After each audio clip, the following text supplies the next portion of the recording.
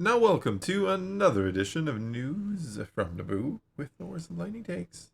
And let's get right to the news. Today we're going to talk about Anakin Skywalker, Sky Guy. We know Hayden has been in London now for several months because he is working on Ahsoka Season 2. Yep. And if you didn't know, I just told you.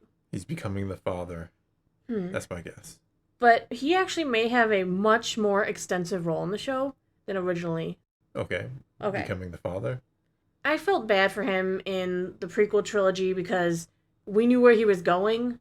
We knew he was going to fall down the dark side. We knew he had a thing for dominatrixes. We knew these things. Whoa. Padme dressed that way because she knew he liked it, right? I mean, I never really understood why Padme was dressing like that. Anakin, we're going to break up. Don't mind my outfit. It was a little strange. Like, we can't do this, Anakin.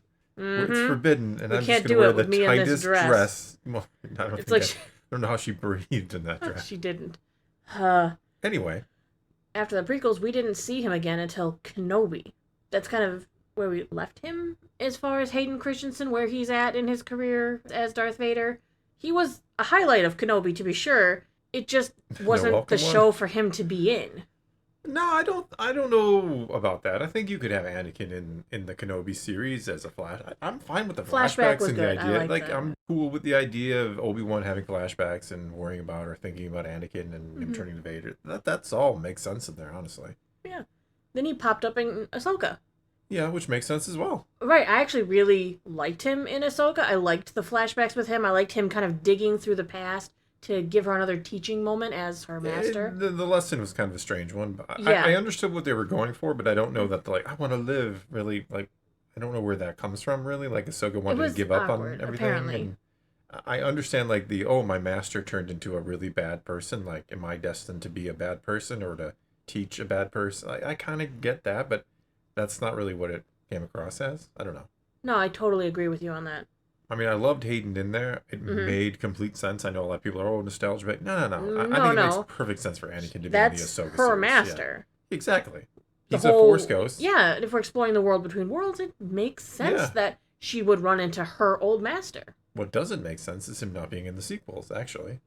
Luke and all alone on the island, suffering. What if Ahsoka Season 2 explains why he wasn't in it? It's possible. They tried to do that in the Shadow of the Sith. But it didn't really, I don't know, that book really bends over backwards and folds itself into a pretzel to try to explain the whole Rey on Jakku thing. Good luck.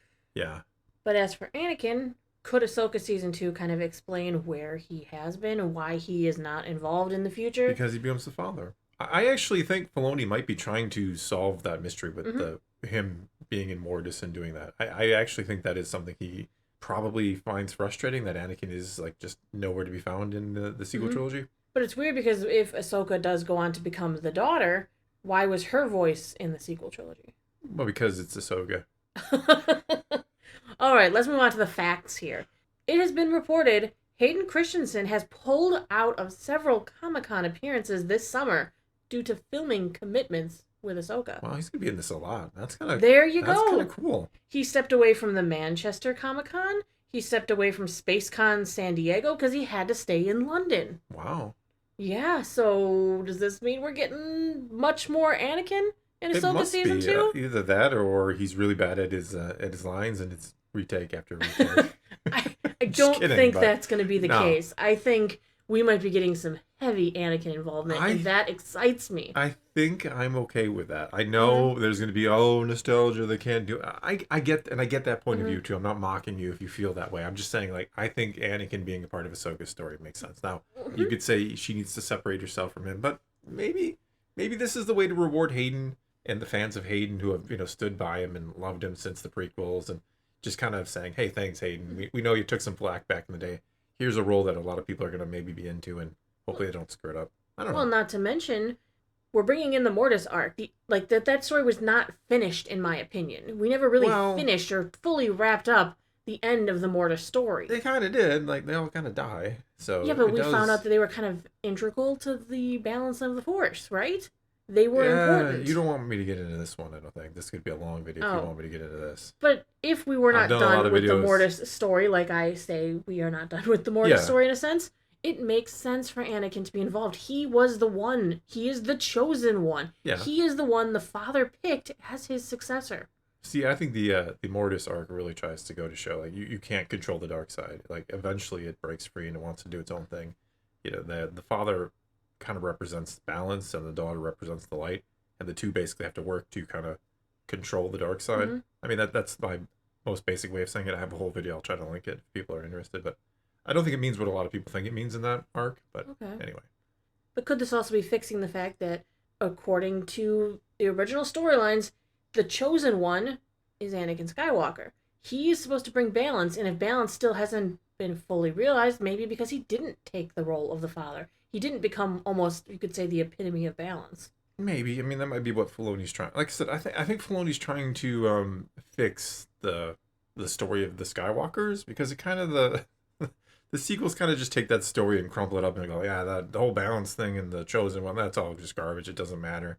Mm-hmm. And I think maybe he's trying to explain that. Now, is he going to be successful? Is it going to be a good explanation? I don't know, but I kind of hope he is, because that's, like I said, the sequels really do a number on the first 6 movies and the story of the Anakin.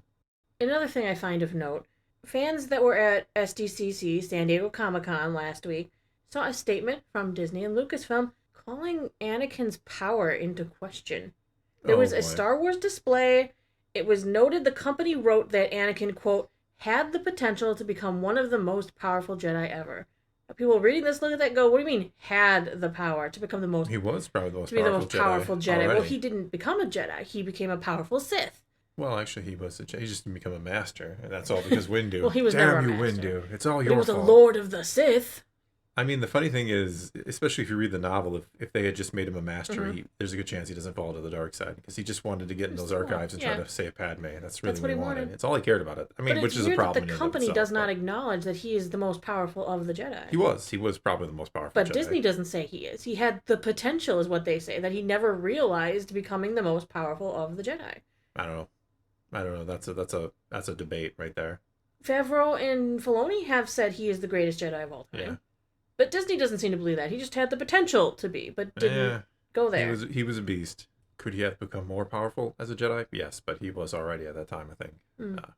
Quite the Jedi. So is it just that maybe he didn't become a full Jedi, and that's what they were saying, because he never got to be a master? Well, that's just a title, though. It that doesn't is really just a title. mean you were all of a sudden more powerful because they say, okay, you're a master. Right. If I am a chess player, let's say I'm the greatest of the great, I beat the computer every time. I go to chess tournaments, but I've never actually given the rank of Grandmaster, but I beat Grandmasters all the time. Does that not mean I'm the best? The funny thing is the best computers could wipe out a Grandmaster. They have no chance against them. Oh, yeah. I know. I know that wasn't your point. But let's say that. I'm sorry. Yeah. Thanks for that. You just don't always need a title to be the best. He is the most powerful of the Jedi. Yeah. And then he fell to the dark side and became pretty powerful over it too. If it wasn't for the suit, he would have been more powerful than Palpatine. But the suit limited him. You wouldn't like me without my suit. No, you wouldn't like him without the suit. If Obi-Wan had never tempted him to jump, take a leap of faith, I think things are different for the dark side. No, but to go back to it, like, I think, you know what, I understand people are going to say, oh, they're just trying to nostalgia bait and they can't get new stories and new characters. I get that totally. Mm-hmm. Yet if we're doing Mortis, bring him in. He was a big part of the first story, and if he's going to become the father and kind of take his place, and he's going to be the chosen one still and fulfill the prophecy in some respect, I'm cool with that. Try to patch that up and salvage that. Sure. Yeah. Well, I think part of the reason I'm super excited about it is because of the passion he has as an actor. Yes, he seems Hayden to really loved Anakin. Yes. He loves going to Celebration. He loves interacting with the fans. He loves being Anakin Skywalker. And if he gets the chance to keep doing it, and he puts so much heart and soul into it, let him. Yeah, and he seems like a good guy. I love to see it. I love to see someone who loves to do what they're doing. Yes, absolutely. Mm-hmm. And like I said, he seems to have embraced it. He seems to be a really good, down-to-earth, cool guy. One of those people, like, if you met him, he'd probably be genuinely not like, oh, I gotta be nice because, I don't need this to be on social media being a dick to people. But, well, I mean, I'm sure that's why some of them act, or behave. Yeah. But he seems like a good guy. I hope this kind of redeems Anakin in a way, because, like I said, the sequels really are just not good to the prophecy and Anakin. They don't even mention his name, for crying out loud. And then it's like, Rey kills Palpatine, takes away his, like, his big thing that he did in Return of the Jedi. He Like, had one thing. Yeah, he really did. And then they're like, yeah, but Rey could do it. Yeah, Rey did it better. Why not? She is all the Jedi. She was all the Jedi. Except Anakin, because he's been doing other stuff. Well, no, Anakin might be too. doing something else. We'll see. I don't know. Maybe they're trying to fix that. I mean, he's busy becoming the god of the Force. Well, I don't know how much I enjoy or like that. Then he can yell, "I'm all the Force." I am all the balance. I don't know. We'll see what they're gonna do with it. I have a feeling. Please, something cool and good. Yeah, please, good. It doesn't have to be cool. Just be good. It can be cool and good. And makes sense too. First. Like, I don't know. Sometimes Filoni takes some ideas. Like I said, I got a whole other idea of what the Mortis story arc was supposed to be, because a lot of people are like, oh, it shows that you need equal dark and light and somewhat about. No, it shows that the dark side cannot be controlled. It will always seek to rule and dominate and escape and break free, and it corrupts. We saw what it did to Ahsoka. Exactly. So that's going to be all we got for this time. Now it is your turn to take to the comments below. Tell us what you think about any and all of today's news. What do you think about Anakin being a big part of Ahsoka Season 2? Yes, no, you understand it, you don't like it, whatever the case may be, leave a comment below. Let's talk some Star Wars. And until next time, thanks for watching.